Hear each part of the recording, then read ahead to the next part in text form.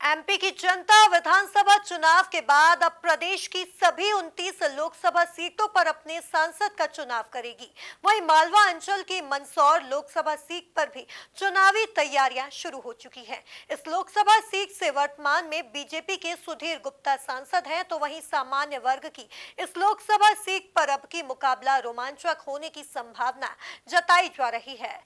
देखिए ये खास रिपोर्ट। मंदसौर लोकसभा सीट पर चुनाव की हलचल।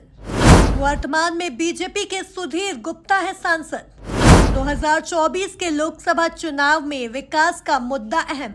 मंदसौर लोकसभा सीट सामान्य के लिए आरक्षित है। यह एक ग्रामीण संसदीय क्षेत्र है जहां साक्षरता दर 71.48% के करीब है।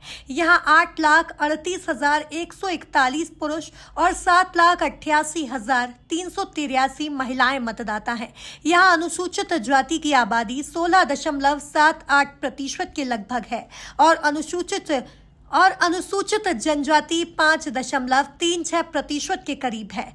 मध्य प्रदेश की मंदसौर लोकसभा सीट से साल 2019 में बीजेपी प्रत्याशी सुधीर गुप्ता ने शानदार जीत दर्ज की थी। सुधीर गुप्ता ने कांग्रेस प्रत्याशी और राहुल गांधी की करीबी माने जाने वाली मीनाक्षी नटराजन को 3,63,000 से ज्यादा वोटों से हराया था।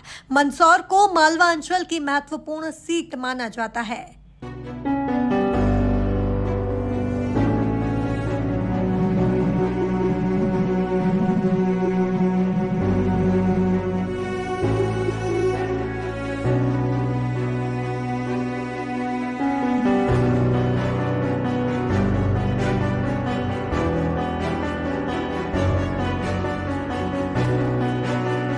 हाल ही में हुए विधानसभा चुनाव के परिणाम में मंदसौर जिले की 4 में से 3 सीट भाजपा को मिली है। वहीं नीमच जिले में 3 में से तीनों सीट पर भाजपा का कमल खिला है। कुल मिलाकर देखा जाए तो एमपी की जनता विधानसभा चुनाव के बाद अब प्रदेश की सभी 29 लोकसभा सीटों पर अपने सांसद का चुनाव करेगी।